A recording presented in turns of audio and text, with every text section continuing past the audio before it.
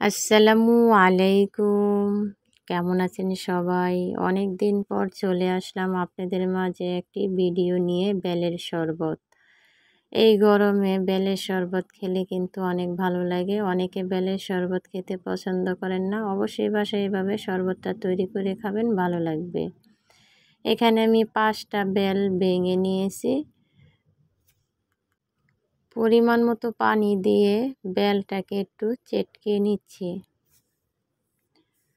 বেলটাকে চেটকিয়ে যে আঁশগুলা আছে ওই আঁশগুলা ফেলে দেব।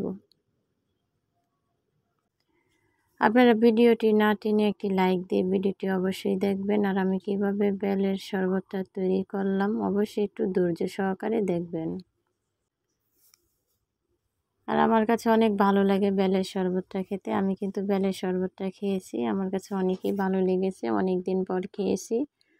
আর গরমের সময় যে কোনো শরবত খেতেই ভালো লাগে। একটু ভালো করে চেটকিয়ে বেলটাকে পানির সাথে মিক্স করে নিচ্ছি। আর যে বেলের ভিতরে যে বিচিগুলা আঁশগুলা থাকে ওগুলা কিন্তু ফেলে দেব। আমি প্রায় 3-4 সপ্তাহ ধরে ভিডিও দিই না। আজকে অনেক দিন পর চলে আসলাম একটি ভিডিও নিয়ে। বেলটাকে পানির সাথে চেটকিয়ে নেওয়ার পরে একটু সেঁকে নিব। যে আঁশগুলা থাকে মানে সাবাগুলা, ওই সাবাগুলা কিন্তু নিব না। একটি স্টেনার সাহায্যে বেলটাকে ছেঁকে নিলাম।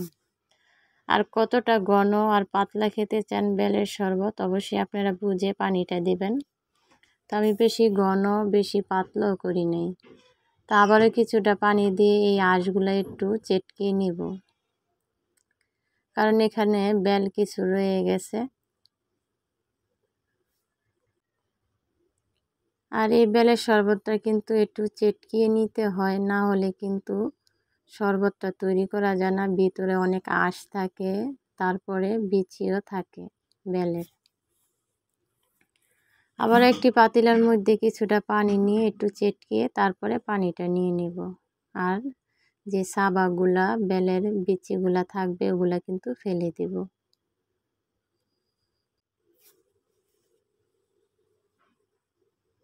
আবার এই পানিটাকে ছেঁকে নিব আর আঁশগুলা ফেলে দেব। আপনারা চাইলে কিন্তু এর মধ্যে মিঠাইটাও ব্যবহার করতে পারেন, যারা মিঠাই খেতে পছন্দ করেন।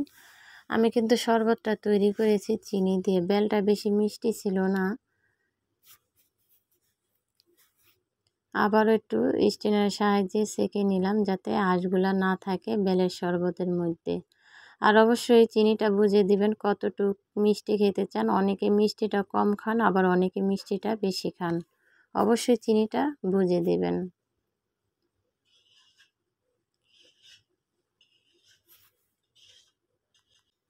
এখানে আমি প্রায় 4 চামচ চিনি দিয়েছি। এখানে কিন্তু শরবত অনেকগুলা হয়েছে। 5টা বেল দিয়ে অনেকগুলা শরবত তৈরি করেছি। এখন চিনিটাকে নেড়ে চেড়ে গলিয়ে নিব শরবতের সাথে। আর দেখেন শরবতটা কিন্তু বেশি পাতলাও করি না, আবার বেশি ঘনও করি না। অনেকে পাতলা খান, আবার অনেকে ঘন খান। তো আমি মিডিয়ামের মধ্যে রেখেছি, বেশি পাতলাও না বেশি ঘনও না। চিনিটা মিক্স করার পরে একটি জগের মধ্যে নিয়েছি। এখানে কিন্তু 2 জগ বেলের শরবত হয়েছিল, তারপরে আরও 3 গ্লাস হয়েছিল। গ্লাসে জগে রেখে শরবতটা ফ্রিজে রেখে দেব।